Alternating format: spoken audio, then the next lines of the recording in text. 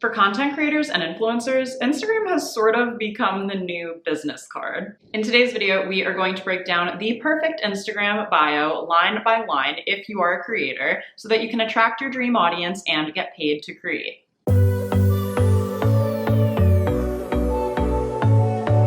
Hi there everyone, and welcome back to my channel, or welcome if you are new here. My name is Austen and I am a fashion and beauty content creator based in New York City. I use this channel to help micro-influencers create great content, grow their digital brands, and generate sustainable income from content creation. So if any of that interests you, please do consider subscribing to my channel for new videos every Tuesday. Now, I started my Instagram account back in 2012, and I think it's safe to say that a lot has changed since then. Instagram is the top social media platform where I am directly connected and engaging with the majority of my audience. I may have a larger following on platforms like Pinterest and TikTok, but in terms of comments, direct messaging, and how you can share and save and interact with your audience, Instagram is the most social media platform. I know how tricky it can be to get the right Instagram bio, but I'm confident that after you watch today's video, and I do recommend watching through the whole thing, that you will feel really good about your bio. So let's break this down line by line, and I'll talk about some of my top recommendations for each section of your Instagram bio. Now, the first thing that you'll see at the top of your Instagram bio is your handle. Now, just in terms of discoverability and making sure that people can find you, I always recommend that you make your handle either your name if you're a creator,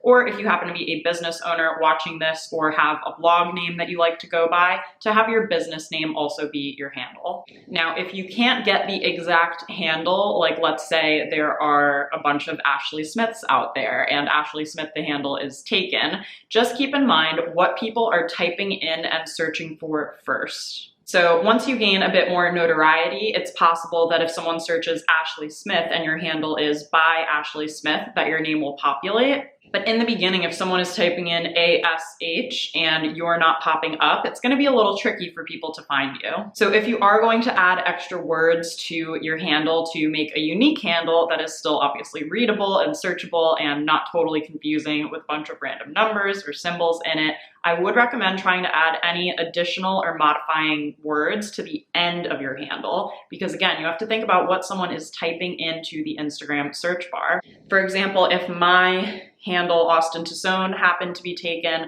I might think about doing Austen Tosone NYC instead of by Austen Tosone. Do you see what I'm saying? And that brings us to the next part of your Instagram bio that I think is so important and that I see a lot of content creators underutilizing, which is your name field. So this is where if you go to edit profile on your Instagram, it is where your name actually shows up.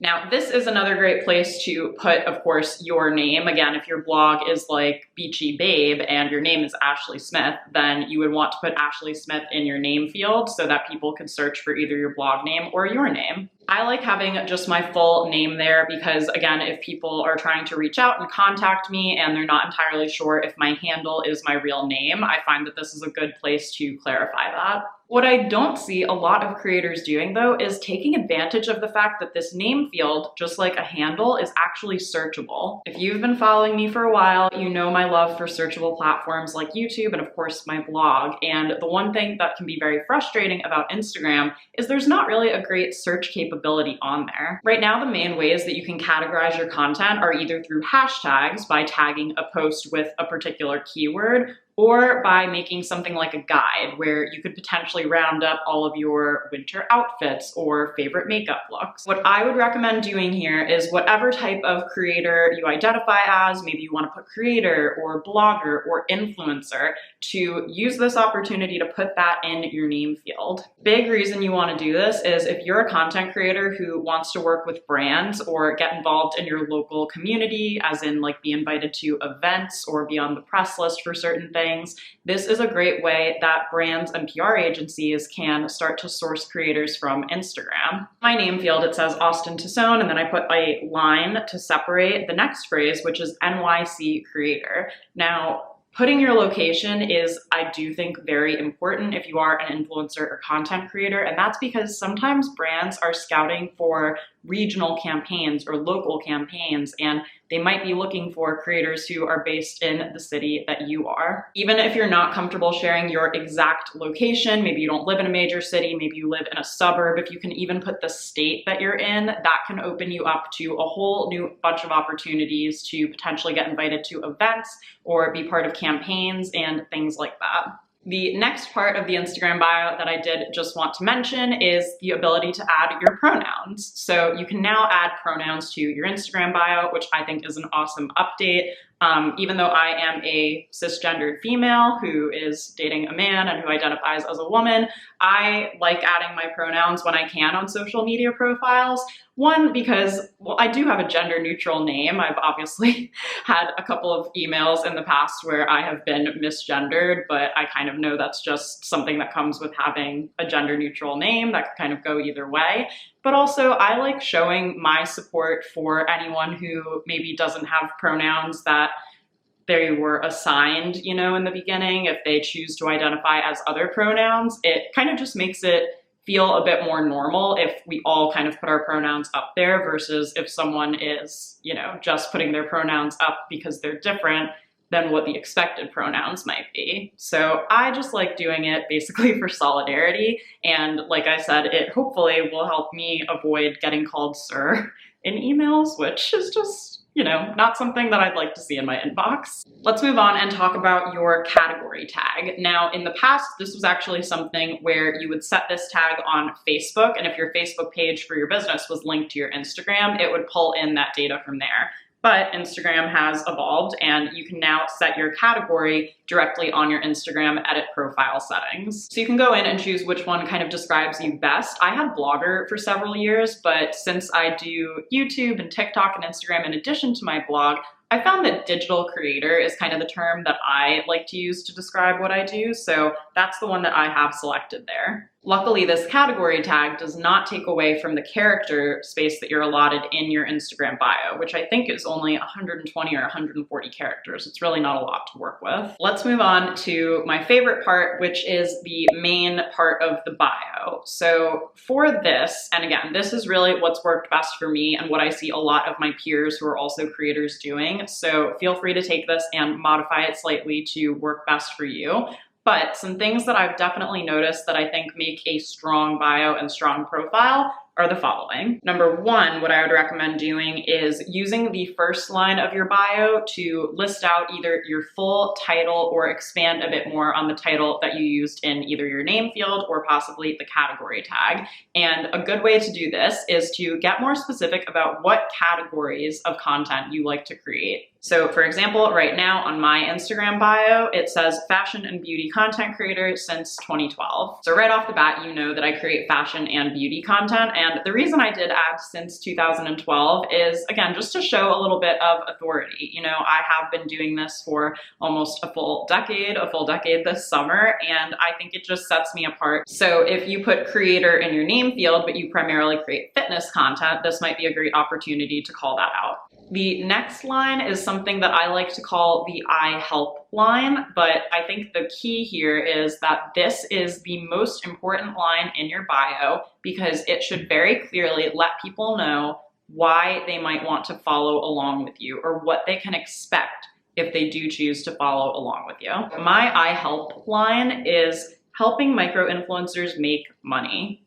I get lots of people who do find and follow me on Instagram and say, wait, I'm a micro-influencer, I want to make money, what do you suggest? And then I'm able to get a conversation going in my DMs. And this doesn't have to be business specific, right? Like let's say you're a mom blogger and your goal is to help busy moms stay organized and stay sane. Like that is a great I help statement. If I'm a busy mom, then I would think, oh my God, I would love to stay organized and stay sane, and I'm hitting that follow button. I've changed my I help statement a lot over the last few years, and this is, I do believe, the most important part of your Instagram bio. So feel free to really sit down and spend a little bit of time thinking about what you want to say here. Leave me a comment on this video down below and let me know if you have a line in your Instagram bio that you're really proud of and that you feel really conveys your personality super well or lets people know what they can expect if they choose to follow you. The next thing that I do think is essential to include if you're an influencer or content creator and you want to work with brands is your email. And I'm not just talking about the email button. This sucks. There's no way of getting around it, but it is really important to also include your email in the main portion of your bio. The reason being, and I have confirmed this with many of my friends who work in influencer marketing and who are on the brand side, that a lot of brands recruit influencers via desktop. And unfortunately, on the desktop view of Instagram, there is no email button. Until there is an email button added to desktop or a more clear way to display your email on the desktop version of Instagram, I do think this is so important for you to include, especially if you want to work with brands. Let's move on to the last bit of the main bio portion here, which is your link in bio, and also a call to action before the link in bio to encourage people to click the link. Think of your link in bio almost like a table of contents. If your Instagram profile was a magazine and people wanted to know more about you and what you create and where to find things, they could almost go to this table of contents, so to speak, and see a list of other links of places where they can choose to go depending on what they're most interested in. So if we click into my link in bio, you'll see that this is an extremely straightforward page where you can find all of my resources in one place. And it's basically just a bunch of different buttons, and you can choose to click on any button that interests you the most. Now, how do you create this page? Well, some people do choose to host this page on third-party platforms. I know Linktree is a very popular one. I honestly don't know too many others off of the top of my head. I would encourage you to really try to create this page on your own website, and there's a few reasons for that. Number one is you can customize it much more. If you're already on your website where you've ideally uploaded fonts and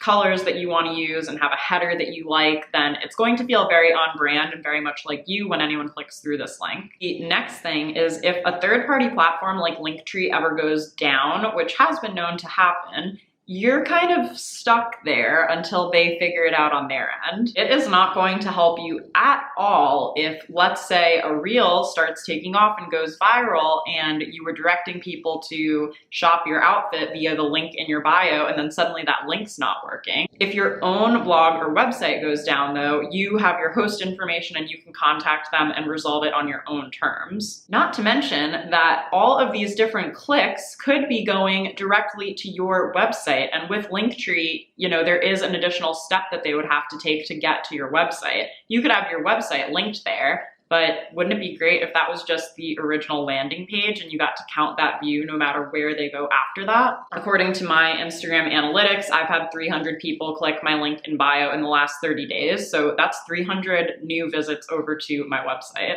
Now, as for some ideas of what you can include in this, I'll give you my top 5 that are in my link in bio right now. Number 1, access the Influencer Launchpad, which is my free guide that I've created for content creators and influencers. That's kind of like the place where I tell people to start if they do DM me or reach out to me with a question.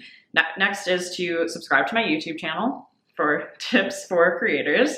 Number 3 is to sign up for my free creator newsletter. This is a newsletter that goes out every Wednesday where I talk about a different subject in creator news, basically. The next one is to join my membership community, which is my Patreon that I actually just launched this month with tons of resources for creators to help them stay consistent and accountable. And then the next one down below that is to shop my outfits, beauty faves, and more. That brings people to my Shop LTK profile, which is my affiliate platform. So anything that I am wearing or talking about will be linked there. And then if someone clicks through those links, I do make an affiliate commission. So those are just a few examples of things you might want to include in your link in bio. And let me backtrack for a minute because it's great if you have all of these awesome things on your link in bio, but people need to know why they should click on it. So that's why I think it's so important to include a call to action of some kind ahead of your link in bio. So mine is, let's get you paid to create, which I think really resonates with a lot of people who just find my account for the first time. And of course, if they click on my link, they'll be directed to a ton of different places, right? They can select one of my free resources, like the content I create here on YouTube, or that free guide, the Influencer Launchpad, or they could maybe peruse some of my paid options, right? Like my membership community. I believe there's an option further down to book a consulting call with me. And so it just gives them options. And again, they get to choose from there where they go next. So I think the more specific you can make this to your ideal audience member, the higher chance you'll have of getting clicks through to that link. And before we wrap this video up, I did want to touch on Instagram highlights. And while they're not technically part of your bio, they are part of that top half all-important first impression for when someone clicks onto your Instagram profile. So highlights are just that, the ability to basically save and showcase your stories that you think are the best or that are all related to a certain topic that you think your audience might want to refer back to. And remember, stories do disappear after 24 hours, but let's say that I work for a beauty brand and I want to cast creators for a campaign that's going to mainly involve Instagram stories. If they don't happen to have a story up that day, then I don't really know just from looking at it what their story's content is like. But if that beauty creator has a bunch of relevant highlights like testing new makeup products or get ready with me, then I could go click in and see what they're like on Instagram stories and see if they would be a good fit. So definitely think about it in terms of that. Again, if you are a creator who really wants to monetize through brand deals, think about what a brand would think if they stumble across your page. And to end off this video, I just wanted to remind you once again about the Influencer Launchpad. Now, if you are a newer content creator or influencer, I really feel like this will be a great jumping off guide for you to get you where you want to be. There are a couple of fun quizzes in there, like finding your why and what platform is best for you to create content on. There are also 30 free evergreen content ideas that you can tailor to any niche, so it's definitely great to have on hand if you're ever stuck wondering what to post. Again, that is actually linked down below in the description of this video, or you can simply head to austentosone.com/subscribe to grab your copy now. As a reminder, if you are not already subscribed to my channel, I would love to have you as a subscriber. I do put out new videos every Tuesday, and if you guys have any topic requests or anything, feel free to also let me know. I would also recommend turning on the notification bell so that you never miss a video from me and you get notified right when I upload. And please also do give me a thumbs up down below if this video helped you in any way. I'll be back again next week with another new video. Until then, thanks so much for watching and have a great rest of your day. Bye.